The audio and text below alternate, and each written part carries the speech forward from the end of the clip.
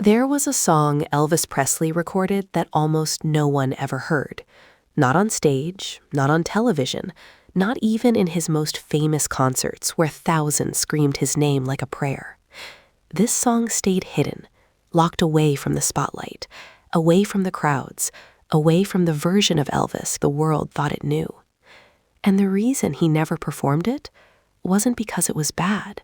It was because it was too honest. In the final years of Elvis's life, his voice was still powerful, but his silence was louder.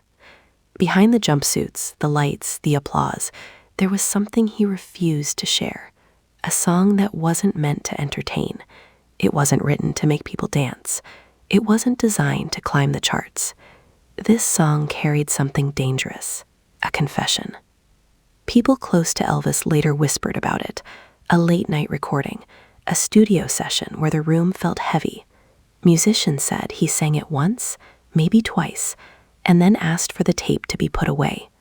No jokes, no laughter, just a long pause and a quiet request, as if he had crossed a line he could not uncross. Because this song wasn't about fame, it was about regret, about a man who had everything the world could offer, yet felt like he was losing something he could never get back. And Elvis knew something the audience didn't. If he ever sang this song in public, people wouldn't see the king anymore. They would see the man behind the crown. And once that door opened, it could never be closed again. Elvis Presley's secret song he never performed in public, Why It Mattered. By the time this secret song was recorded, Elvis Presley was already a legend trapped inside his own legacy. The world expected one thing from him, the king. Strong, confident, untouchable. Every performance was supposed to prove that the magic was still alive, that the crown still fit, that the myth had not cracked. But this song threatened all of that. Because it didn't sound like Elvis the icon, it sounded like Elvis the man, tired, questioning, vulnerable. The lyrics spoke of lost time, broken promises, and a quiet fear that the applause might stop one day, and no one would truly know him. For an artist built on image, this was dangerous territory. Performing the song publicly would have changed how people remembered him. Fans didn't come to hear uncertainty, they came to escape it. And Elvis understood this better than anyone. He had spent his entire life carrying the emotional weight of millions of expectations. To sing this song out loud would mean disappointing them, or worse, disappointing the version of himself they believed in. There was also another risk. Elvis knew that once he admitted these feelings on stage, he could never take them back. The world would replay those words forever. Headlines would twist them, critics would analyze them, and his private pain would become public property. So the song stayed hidden, not because it lacked power, but because it had too much. It carried the truth Elvis was afraid to release, a truth that could redefine his legacy, reshape his image, and expose a wound he spent his life trying to protect. And yet, the song existed, recorded, real, waiting. Because some truths don't disappear just because we silence them. They wait, and when they finally surface, they change everything. The first time Elvis sang the secret song, it was never meant to be recorded. It happened late at night, long after the official studio session had ended. Most of the lights were off. Only a few musicians remained, sitting quietly, half tired, half curious. Elvis picked up the microphone without announcing anything. No countdown, no explanation. The song began softly. His voice was lower than usual, slower, almost careful. This wasn't the Elvis people screamed for. This was a man talking to himself. The lyrics didn't reach outward. They turned inward. He sang about standing in rooms full of people and still feeling alone, about being loved by millions but understood by almost no one, about smiling on command while something inside slowly disappeared. Halfway through the song, one musician stopped playing, not because he missed a note, but because he felt like he was intruding. The room had changed. This wasn't a performance anymore. It felt like overhearing a private confession. Elvis didn't close his eyes like he usually did. He stared straight ahead, as if facing a memory he couldn't escape. When the song ended, no one spoke. Elvis didn't look proud. He looked exposed. He reached for a glass of water, took a long sip, and finally said quietly, "That one doesn't leave this room." That was the moment everything shifted, because everyone there understood something instantly. This song was different. It wasn't unfinished. It wasn't weak. It was dangerous. Not to his career, but to his armor. It showed a crack in the legend, and once seen, that crack could never be unseen. Elvis knew then what this song really was. Not just music, a line he could never cross in front of the world. After that night, the song followed Elvis like a shadow. It stayed with him during rehearsals, during tours, during moments when the noise faded and the silence returned. He never mentioned it openly, but people close to him noticed the change. He became more reflective, more distant at times, as if he was carrying a truth he couldn't unload. There were moments when he almost performed it. A set list would be rearranged. A pause would stretch a little longer than planned.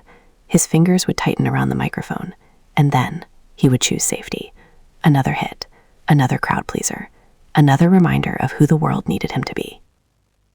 The conflict wasn't about fear of failure. Elvis had failed before and survived. This was about identity. If he sang this song, he would no longer be just the king. He would be a man admitting uncertainty, regret, and emotional exhaustion, and he wasn't sure the world would allow him that. Some part of him wanted to be honest, to finally say out loud what years of fame had cost him, but another part knew the truth.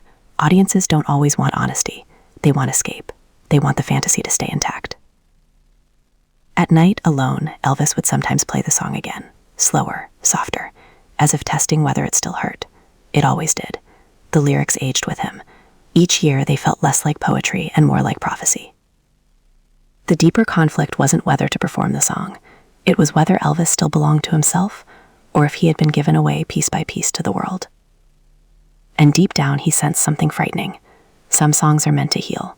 Some songs are meant to entertain. And some songs are meant to reveal the truth you're not ready to face. The point of no return didn't come on a stage. It came in a studio, years later, when Elvis's health was failing and time felt heavier than ever. He asked for the tape again. The same song, the same recording.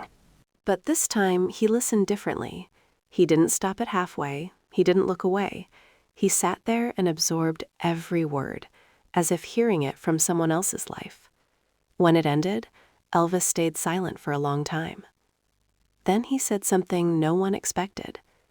"If I sing that, they'll finally know." Know what? That he was lonely, that fame didn't save him, that the crown was heavy. And suddenly, the decision became clear. This song was no longer about choice. It was about consequence. Performing it would change how people saw him forever. Not performing it would mean dying with words still trapped inside. Elvis chose silence. He didn't destroy the tape. He didn't rewrite the song. He preserved it, almost like a message meant for a future he would never see.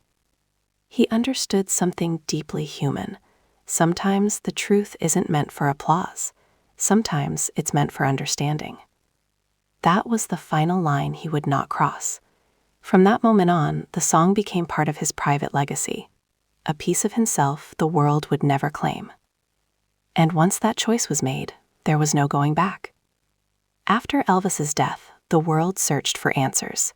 People wanted explanations for the sadness behind the smile, the weight behind the voice. And slowly, stories about the secret song began to surface. Studio whispers, forgotten notes, musicians who finally spoke.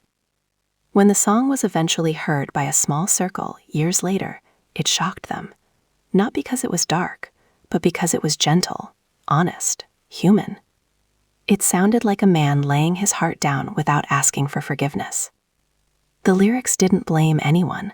They didn't accuse fame or fans. They simply acknowledged loss, time, distance, the cost of being everything to everyone. Suddenly, Elvis's legacy expanded. He wasn't just the king of rock and roll anymore.